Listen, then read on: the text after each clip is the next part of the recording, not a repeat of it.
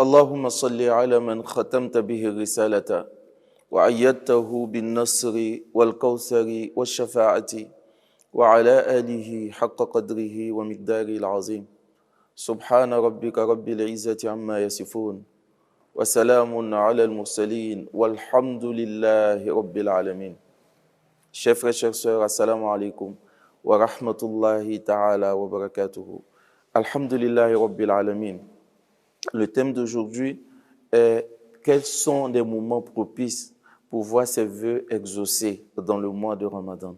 Il faut dire que tout le mois de Ramadan, alhamdulillah, à chaque fois qu'on a l'occasion de demander quelque chose à Allah subhanahu wa ta'ala, il faut le faire parce que c'est un mois sacré. Mais il y a des moments où Allah subhanahu wa ta'ala regarde son serviteur et Allah dit à son serviteur, Salto Ota, demande-moi tout ce que tu veux. On commence le Ramadan avec pas mal de soucis, pas mal d'angoisses, pas mal de problèmes. Et nous sommes obligés de jeûner le mois de Ramadan, mais on a aussi des soucis qu'on veut voir dissiper après le mois de Ramadan, chers frères, chers sœurs. Il faut dire que l'heure de la prise des sahur, cette heure-là est une heure où il y a plus d'anges sur la terre que n'importe quelle heure, chers frères, chers sœurs. Allah subhanahu wa ta'ala nous dit dans le Coran, wa Qur'an al-Fajri, inna Qur'an al-Fajri kana mashhuda. Et la lecture du Coran, l'heure de la prise de sahur. En ce moment, les anges qui ont passé la journée avec nous s'apprêtent souvent à partir et les anges qui vont venir passer la journée avec nous s'apprêtent à descendre. Donc tous ces anges-là se retrouvent à l'heure de la prière de Fajr, chers frères, chers sœurs.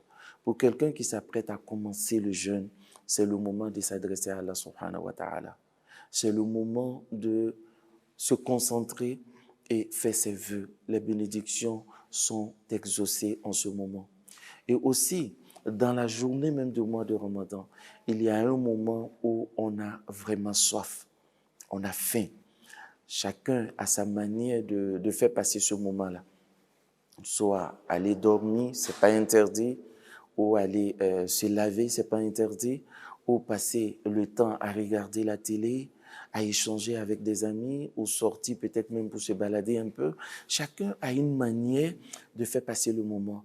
Mais la meilleure façon de profiter de cet instant, quand on a soif, qu'on a faim, c'est de prier. Demander à Allah subhanahu wa ta'ala ce qu'on désire. Faire des invocations en ce moment.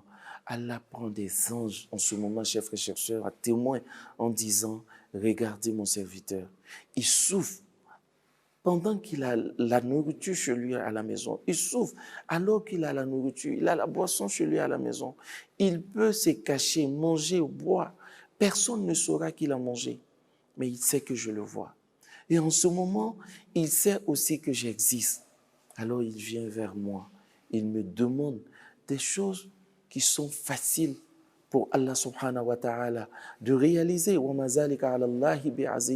Donc quand vous vous trouvez dans cet état, ne dites pas que c'est parce que vous avez trop de péchés que le jeûne vous fatigue. Non, ce n'est pas lié au péché, chers frères, chers sœurs.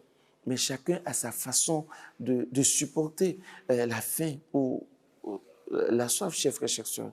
Mais quand on se trouve dans cet état, on doit faire beaucoup d'invocations. Et aussi, chers frères, chers sœurs, l'heure de la rupture du jeûne.